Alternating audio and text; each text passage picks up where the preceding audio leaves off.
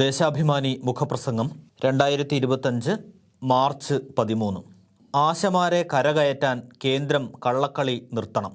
പൊതുജനാരോഗ്യ സംരക്ഷണാർത്ഥം ദിവസവും 8 മണിക്കൂറിലേറെ ജോലി ചെയ്യേണ്ടി വരുന്ന ആശമാരുടെ വേതനം ന്യായമായി ഉയർത്തണമെന്നത് ദീർഘകാലമായി നിലനിൽക്കുന്ന ആവശ്യമാണ്. ദേശീയ ആരോഗ്യ ദൗത്യത്തിന്റെ ഭാഗമായ ആശമാരെ തൊഴിലാളികളായി കേന്ദ്ര സർക്കാർ അംഗീകരിച്ചിട്ടില്ല.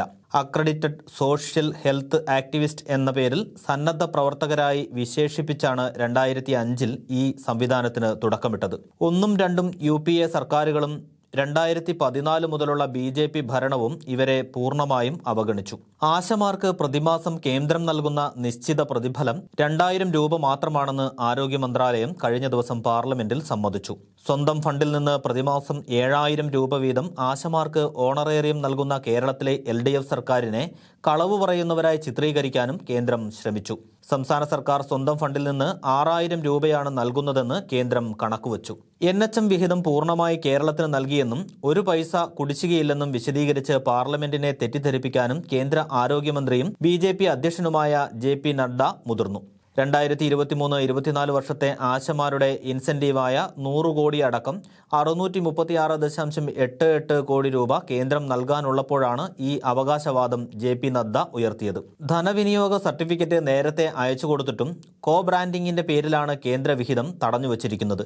ഇക്കാര്യം തുറന്നു പറയാതെ പാർലമെന്റിൽ രാഷ്ട്രീയ കളിക്ക് ശ്രമിച്ച മന്ത്രിയുടെ നിലപാടിൽ ഇടതുപക്ഷ അംഗങ്ങൾ പ്രതിഷേധിക്കുകയും ചെയ്തു. ആശമാരുടെ വേതനം വർദ്ധിപ്പിക്കുമെന്ന് ഒഴുക്കൻ മട്ടിൽ പ്രതികരിച്ച കേന്ദ്രമന്ത്രി സമയബന്ധിതമായ തീരുമാനമൊന്നും ഇക്കാര്യത്തിൽ പ്രഖ്യാപിച്ചില്ല. കേരളത്തിലും അഖിലേന്ത്യാ അടിസ്ഥാനത്തിലും ആശമാരുടെ അവകാശ സംരക്ഷണത്തിനായി എല്ലാ കാലത്തും ശക്തമായ നിലപാട് സ്വീകരിച്ചിട്ടുള്ളത് ഇടതുപക്ഷമാണ്.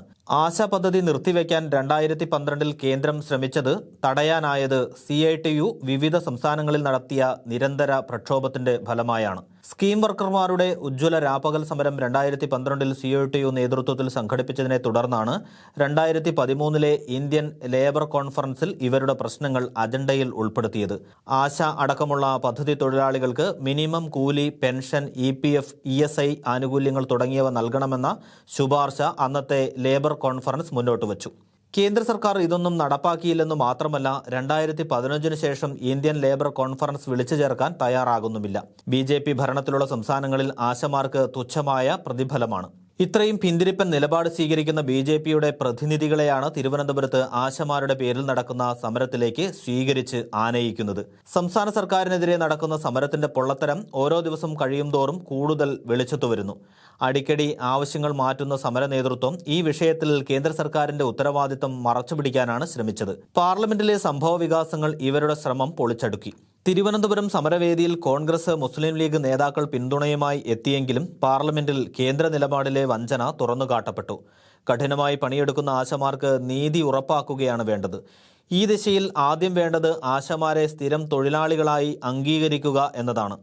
മിനിമം വേതനവും പെൻഷനും ഉറപ്പാക്കാൻ ഈ തീരുമാനമെടുക്കേണ്ടത് കേന്ദ്രമാണ്. ഇടതുപക്ഷത്തെ കരിവാരിത്തേക്കാൻ വഴിയിൽ കിട്ടുന്ന എന്തുമെടുത്ത് ഉപയോഗിക്കുന്നവർ ഇത് മനസ്സിലാക്കുമെന്ന് പ്രതീക്ഷിക്കുന്നു. കേന്ദ്ര നയം തിരുത്താൻ യോജിച്ച സമരത്തിന് എല്ലാവരും തയ്യാറാകണം.